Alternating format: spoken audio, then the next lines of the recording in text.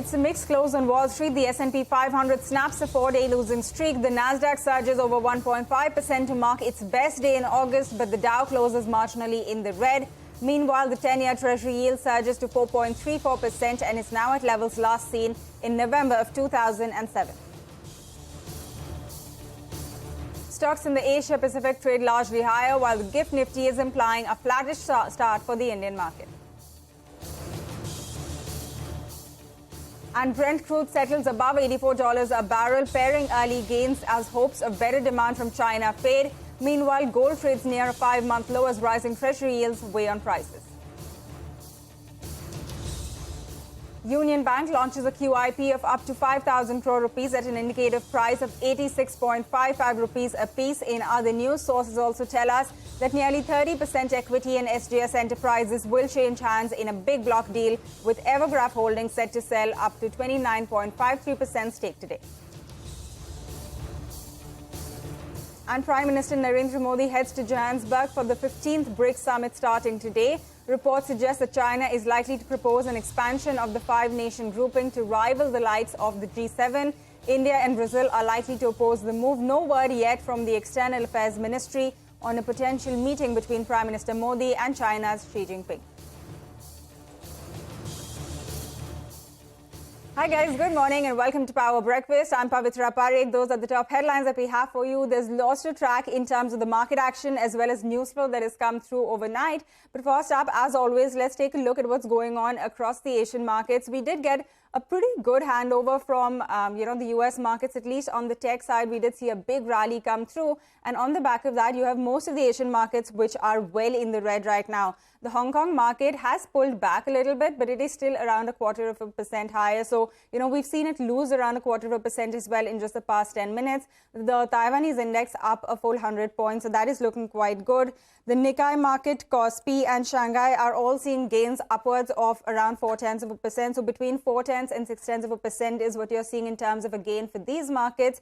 And the Straits is the only one which is seeing just a little bit of red right now. No big cuts, but a little bit lower there. The implied open for our own market looks like it's absolutely flat right now, just around 8 odd points lower is where we're at on the GIFT Nifty. So that's what's really happening across Asia. But let's also talk about the US market now, because key indices started the week on quite a mixed note, like I was pointing out. So the Dow closed the session around 37 points in the red, while the S&P 500 gained around 0.7%. But the real big move really came through in the tech-heavy Nasdaq index.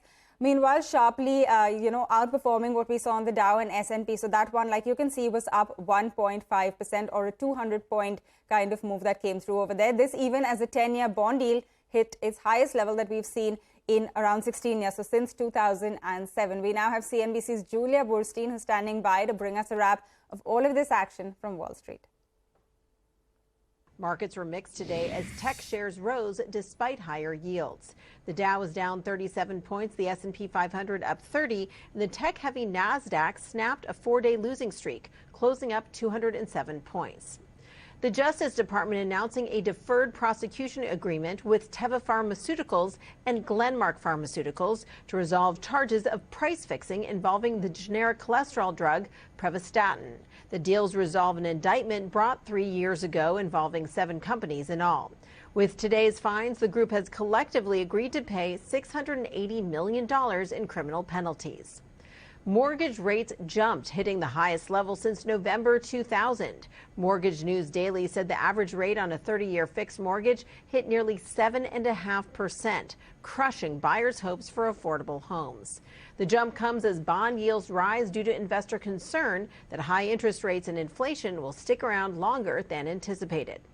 That's what's happening here in the U.S. Back to you in Mumbai. All right, Julia, thanks a lot for bringing us all of that action. In fact, like we were mentioning as well, U.S. Treasury yields climbed to their highest levels that we've seen all the way since 2007. So let's listen in to what Michael Ferroli, chief economist at J.P. Morgan, had to say about the sharp move that we've seen in the bond markets.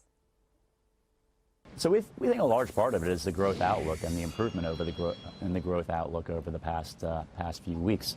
So it's not, in our opinion, all that much of a surprise that we're seeing rates go back up to the highs of the cycle. Even though we are a little more optimistic on the outlook here, we still think recession risks in 2024 are definitely elevated. So I wouldn't, toss out that indicator or the things that we're seeing in the loan officer survey. I think there's a lot of things out there that suggest that the growth outlook in 24 could be, still pretty challenging. All right, that is the word coming in from JP Morgan. But let's also look ahead and talk about the Jackson Hole Economic Symposium. That is the key global cue to track. So, and Fed Chair Jerome Powell's annual address will be in focus as well. So let's listen in to what Mohammed El Arian of Allianz really had to say about his expectations from the conference this time around. What's likely is that he's probably going to talk about short-term monetary policy issues. I don't think that's the best thing to do because it is a very delicate situation right now.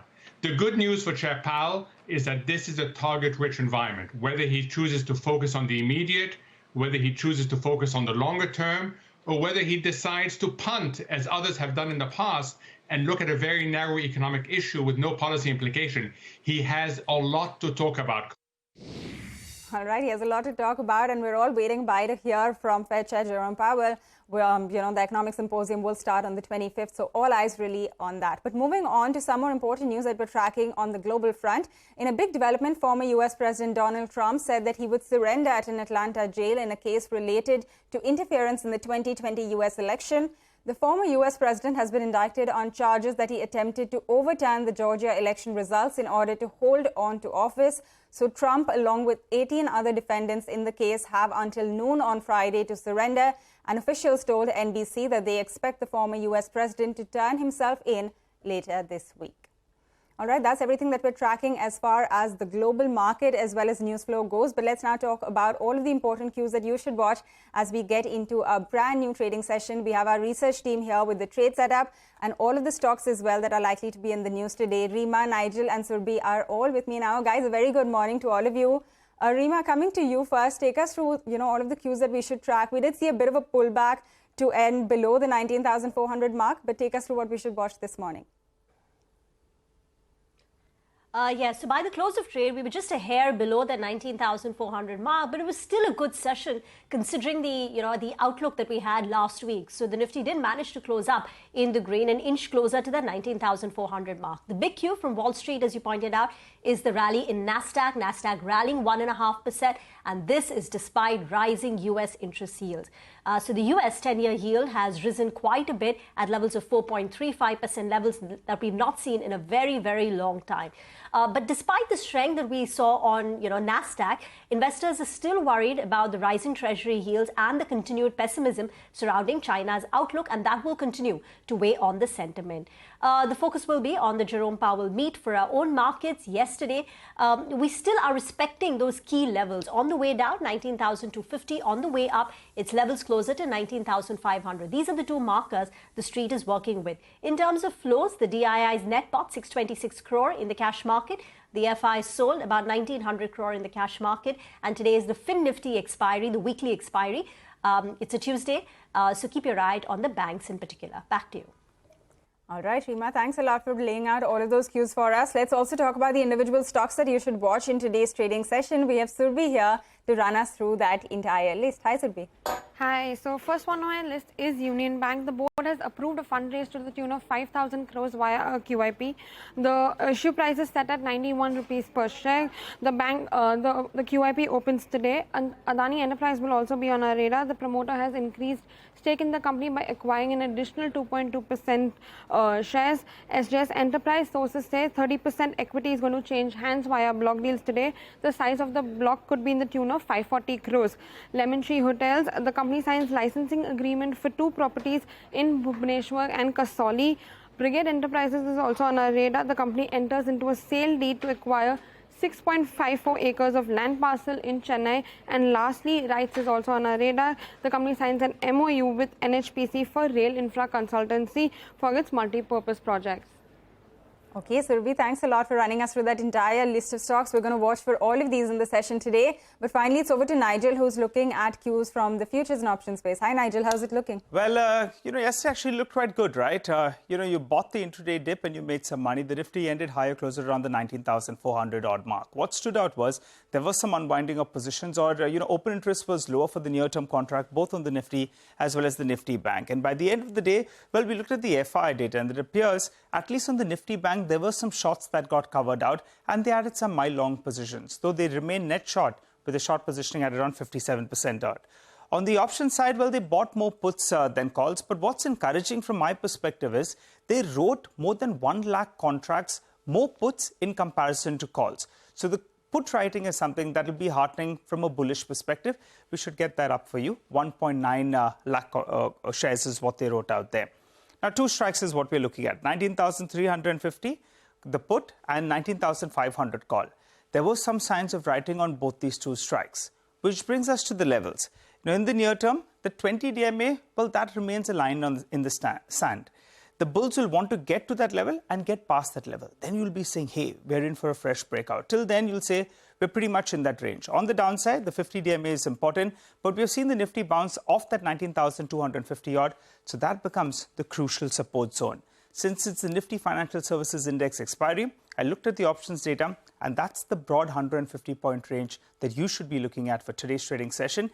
It's pat in the middle, closer to the lower end. So let's see how this goes. For starters, though, the GIFT Nifty, well, it was suggesting a bit of a flattish start, I think, so a bit of a negative start. So we'll see how this goes. But for the time being, yesterday was a good session. We'll have to see some follow-through today. Back to you. All right, let's see if that comes through. Nigel, thanks a lot for running us through those cues. But with that, it is time for our first break on the show. When we come back, we're going to bring you details of that Union Bank QIP that we mentioned, and also excerpts from our conversation with L&T's MD and CEO on labour shortages. Stay tuned.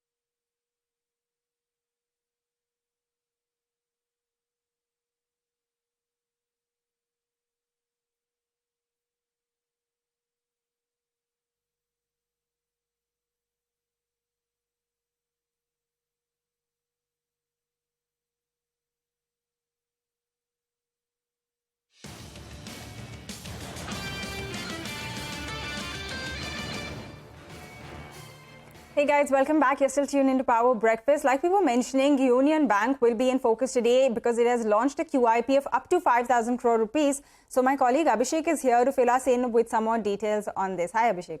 Morning, Pavitra. So, Union Bank has launched its QIP. They could be raising as much as 5,000 crores. So, the base deal size is about 2,500 crore, which based on the demand can be upsized to about 5,000 crore. So, indicative price is about 86.5 rupees per share. Now, this indicative price does imply that it is at a discount of 5.7% to NSE's closing price yesterday and about 5% discount to the floor price as per SEBI formula. Now, calculation shows if at all they raise 5,000 crore completely, net worth will increase by a little more than 6% to 86,364 crores. Equity dilution could be around 8.5%, which means that the government of India's stake could come down to 77% versus 83.5% that is there right now. Tier 1 ratio that increases only by 30 basis points to about 14.16%, and book value will decline by a little more than 2% to about 116.5 per share. Back to you. All right, Abhishek, thanks a lot for bringing us all of those details on Union Bank. This will be an important stock to watch for in today's trading session.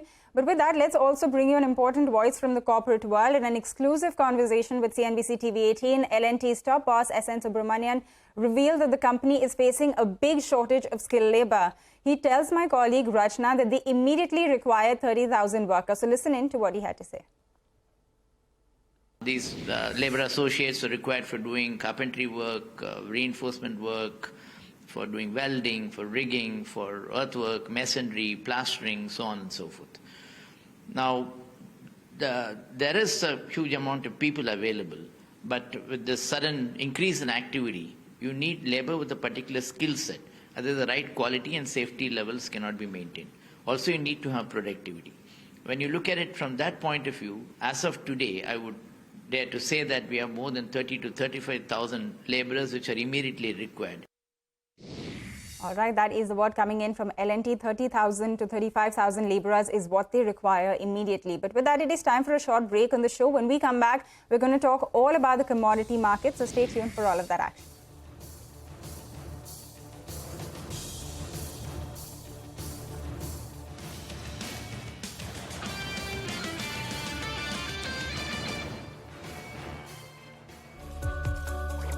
Clean balance sheets and bold ambitions. Step into the future of India's banking sector at the most anticipated event of the year. Witness a remarkable convergence of visionaries, industry experts and top leaders as they size up the risk-reward roadmap, map out strategies to achieve unparalleled growth and achieve financial sustainability. Nucleus Software presents CNBC TV 18 Banking Transformation Summit.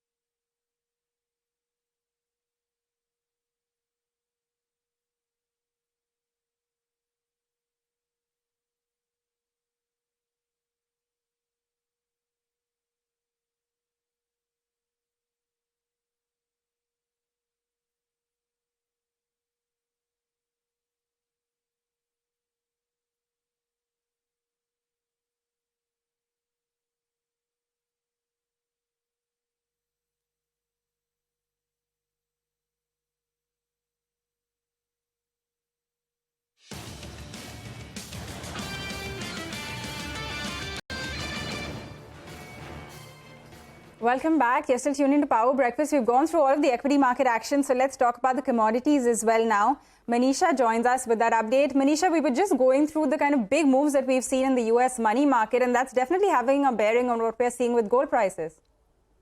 Oh, well, absolutely, yes. With the 10-year US Treasury yields at around 16-year highs now, there is definite pressure coming in for gold and silver prices. Both of these commodities trading in the negative right now. And, apart from that, it also is about the weak global ETF demand. The Indian physical demand also is yet to pick up. The wedding and the festival season demand is yet to start showing in numbers, and that's weighing onto the gold prices as well.